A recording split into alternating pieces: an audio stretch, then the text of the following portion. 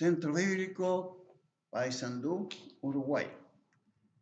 Día miércoles 1 de abril del 2020. Día habitual de reunión para nosotros en esta iglesia, donde Dios me ha permitido pastorear por algún tiempo. Alberto González, el pastor. Hemos venido por algunas semanas tratando el tema basado en el Salmo 23, como el Señor, nuestro Dios, el buen pastor. En cada uno de estos textos que hemos venido analizando, que ya vamos en el versículo 3, David ha venido haciéndonos una presentación de Dios de una forma distinta. En el versículo 1 lo presentó como Yahweh Rahi. Jehová es mi pastor, nada me faltará. El Todopoderoso, el que todo lo puede, al que no le queda grande ningún problema. En el versículo 2 lo presentó como Yahweh Shalom. En lugares de delicados pastos me hará descansar.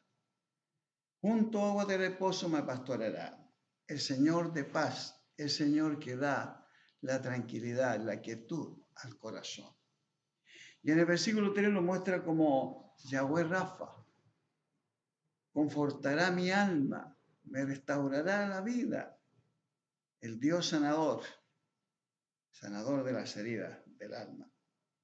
Ahora cuando leemos el versículo 4, David nos dice que tenemos en Dios aquel que aunque ande en valle de sombra de muerte, no temeré mal alguno porque tú estarás conmigo.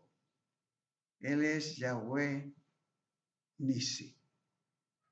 El Señor es mi bandera, el Señor es mi victoria. Aunque tenga que pasar por las situaciones más apremiantes y amargas, aún la misma muerte, el Señor finalmente me dará la victoria. Siglo más adelante, un siervo de Dios, el apóstol Pablo, interpretando las palabras de David y escribiendo una carta a los romanos en el capítulo 8, versículos 35 a 37, dijo: ¿quién nos separará del amor de Cristo? ¿Tribulación o angustia o persecución o hambre o desnudez o peligro o espada? Como está escrito, por causa de ti somos muertos todo el tiempo, somos contados como ovejas de matadero. Antes, en todas estas cosas somos más que vencedores por medio de aquel que nos amó.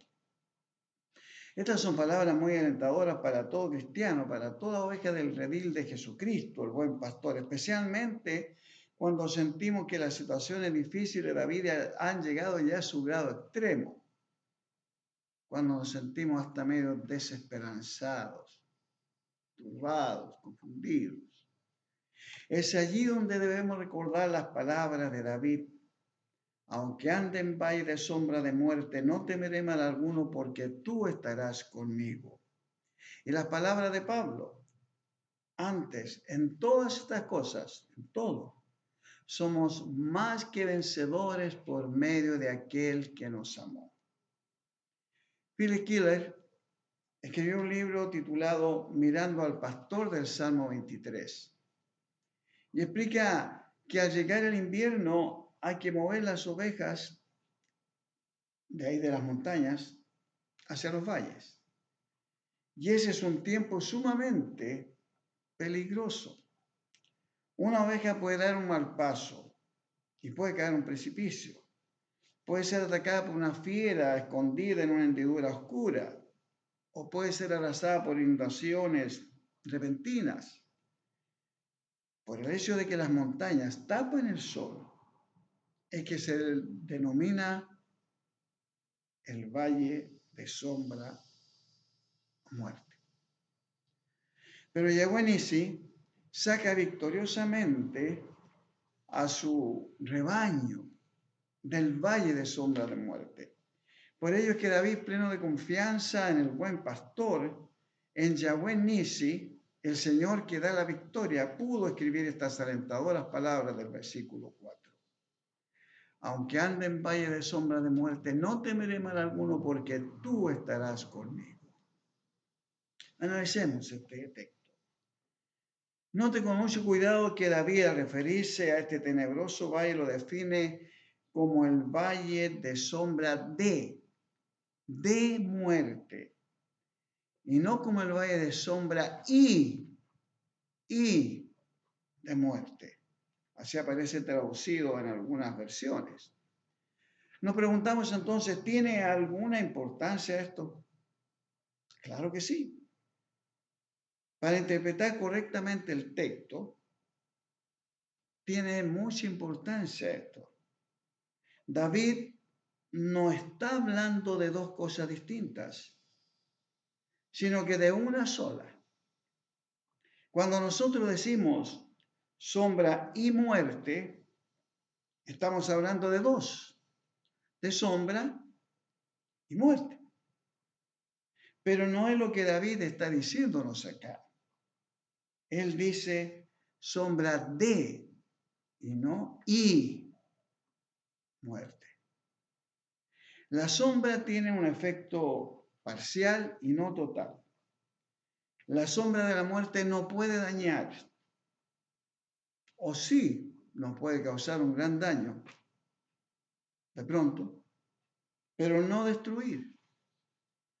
Usted ha leído con atención la segunda carta a los Corintios, capítulo 4, versículos 8 y 9. Mire lo que dice ahí. Que estamos atribulados en todo, mas no angustiados, en apuros, mas no desesperados, perseguidos, mas no desamparados, derribados, pero no destruidos. ¿Se da cuenta? ¿Se da cuenta de lo diferente que sería nuestra vida si pudiéramos apropiarnos de estas palabras de las Escrituras? Están allí, solamente las debemos creer, aquí y acá, el corazón. Debo ser honesto con ustedes y reconocer que el texto no está hablando precisamente de las pruebas, de dificultades, de problemas que vamos a ir encontrando en la vida. Podemos aplicarlo a esto legítimamente, pero específicamente no está hablando del hecho de pasar por dificultades. Pero es igualmente importante verlo también de esta forma. Miren lo que dice el texto otra vez. Aunque ande en valle de sombra de muerte, no temeré mal alguno, porque tú estarás conmigo. Note la primera palabra del texto. Aunque. Tenemos algunos profesores en nuestra congregación y los profesores saben que la palabra aunque en la gramática castellana es una conjunción. Es decir, una palabra, definiéndola técnicamente, que introduce una oración en la que se indica una dificultad real o posible, a pesar de la cual puede ser, ocurrir o hacerse lo que se expresa en la oración principal. Ejemplifiquemos esto. Yo digo, aunque estoy enfermo, iré a trabajar. La dificultad no me lo impide. Aunque llueva, iremos de paseo. La dificultad no me impide.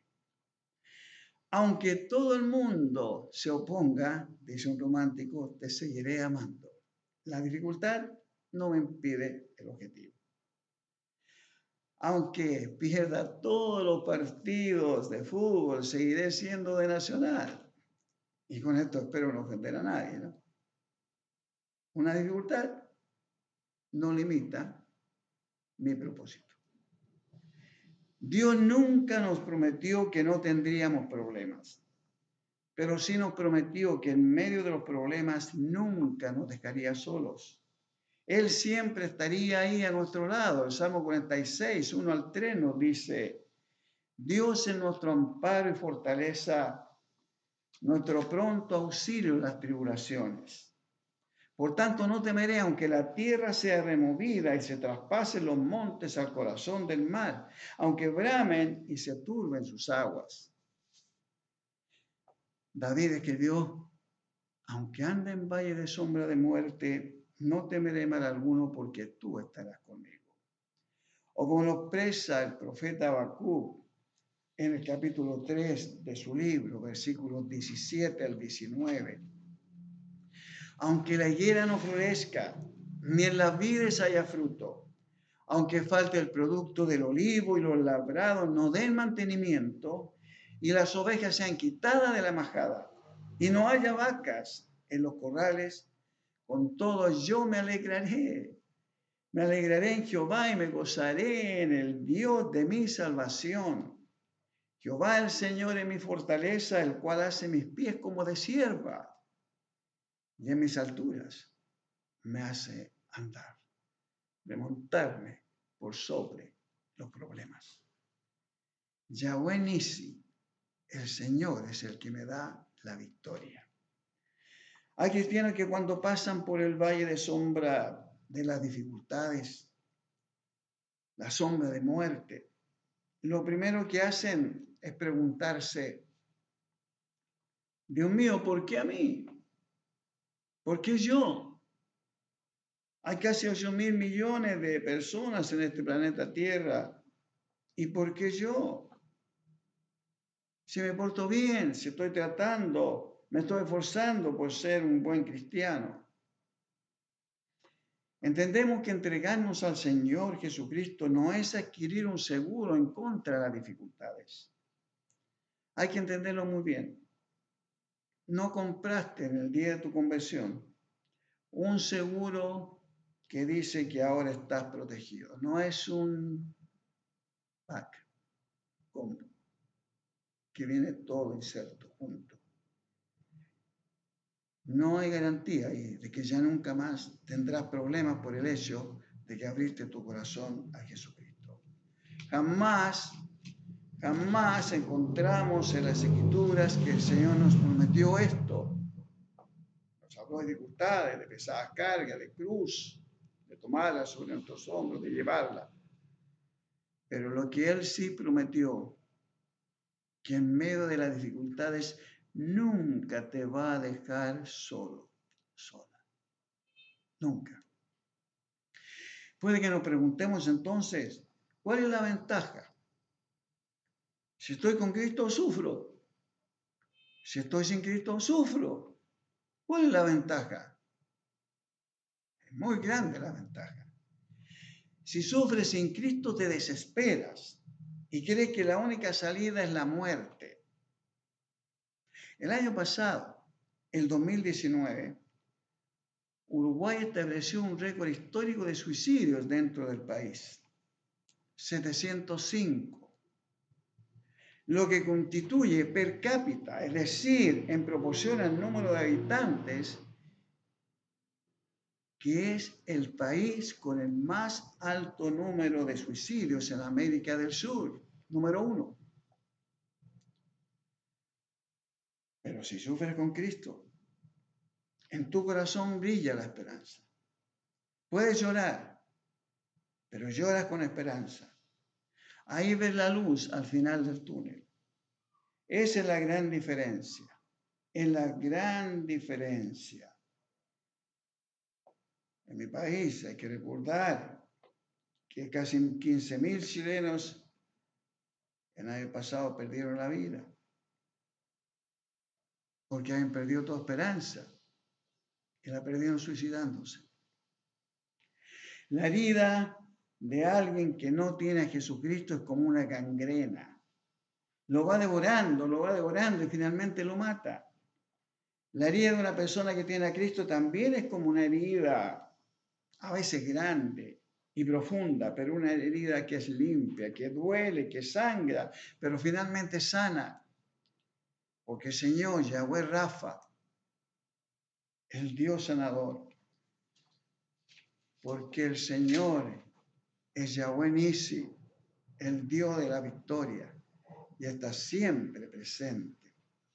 Pero el hecho de que el Señor esté presente no nos asegura que todo siempre va a andar bien. ¿Por qué? Porque vivimos en un mundo de dolor, vivimos en un mundo de dificultades. Cuando Adán y Eva pecaron en el pasado, le pasaron el título de dominio al diablo. Él se siente dueño de esta tierra, es el príncipe de este mundo. Se siente tan dueño de esta tierra que se atrevió a decirle al mismo Señor, ahí en Mateo 4, 8 y 9, estas palabras. Otra vez, dice la Biblia, lo llevó el diablo a un monte muy alto y le mostró todos los reinos del mundo y la gloria de ellos. Y le dijo, todo esto te daré si postrado me adorares. Fíjense hasta qué punto se siente dueño de esta tierra el diablo. Entonces coloca dolor, coloca traición, pobreza, muerte, desempleo, coloca todas las dificultades que enfrentas en la vida. Entonces tenemos que entender que el Señor no nos va a decir, me entregas el corazón y no te pasará nunca nada, no pasará ninguna dificultad cuando andes por este mundo lleno de dificultades, tú no serás tocado. Por eso es que David ahora lo expresa así. Aunque, a pesar de, aunque vengan todas estas cosas negativas, aunque ande en ese valle de sombra de muerte, no temeré mal alguno porque tú estarás conmigo. Pero recuerde que esto no se refiere exclusivamente a las dificultades, esto es en sentido aplicativo. Aquí se refiere específicamente a la muerte, el cese de la vida. Pero lo que llama la atención es que dice sombra de muerte. Esto es lo que debemos entender. ¿Qué significa sombra de muerte? Esta ilustración la leí, no es mía. Se nos dice que un avión, cuando lo vemos venir un avión, lo veo, me da miedo de que me caiga encima y me mate. Pero no debemos temer de la sombra del avión, porque ella no nos va a hacer nada. Puede pasar la sombra sobre nosotros y no nos hace nada. Es la sombra. Si vemos la sombra de un león, no debemos tener miedo. Pero si vemos un león, tenemos que huir. Lo peligroso no es la sombra, sino la realidad. El hecho de que todos nosotros nos vamos a morir físicamente no debe causarnos un horrible temor. Porque esto es sombra de muerte. Es sombra de muerte. A lo que hay que temer es a la muerte misma, porque esta es la muerte eterna. Y esa no nos toca a nosotros, no nos ha de tocar a nosotros. Es lo que David nos está diciendo en este salmo, en este versículo. Déjenme darle una estadística terrible. Fíjese bien lo que voy a decirle. De cada 100 personas, 100 se mueren. ¿Qué le parece? Tarde o temprano. De cada 100, 100 se mueren. Yo puedo estar predicando ahora mi último sermón, ya que en un par de horas podría estar muerto. O usted podría estar escuchando el último sermón de su vida, porque en un par de horas podría usted estar muerto. Entonces estamos ahí en la fila. Todos tenemos un número de turno de atención. Lo que no sabemos es cuál es nuestro número. Ahora, ¿cuál es la actitud correcta de un cristiano delante de la muerte? Esta es la cuestión importante. El no cristiano se desespera, se enloquece, se aferra a la vida, no quiere morir. Pero el cristiano entiende que el mejor momento para morir es el que ha dispuesto el Señor. Subrayalo en tu mente. El mejor momento para morir es el que ha dispuesto el Señor. Y esto es válido para un niño de 1 año, un joven de 20 años o un anciano de 90 años. El mejor momento para que un hijo de Dios descanse es el que Dios ha dispuesto. ¿Por qué mi madre Beatriz murió a los 91 años? ¿Por qué mi cuñada Isabel a los 27, dejando 3 hijos pequeños? Una recién nacida entre ellos. ¿Por qué nuestra primera hija murió poco antes de nacer? Porque para cada una de ellas, el mejor momento para su descanso era el que Dios consideró como el mejor momento.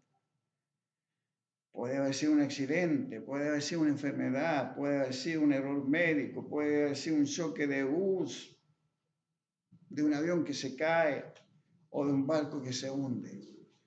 Pero el mejor momento para el descanso de un hijo de Dios es el que Dios ha determinado. Nada está fuera de la voluntad de Dios, nada está fuera del control de Dios. Entonces, ¿cuál debe ser la actitud correcta del cristiano frente a la muerte?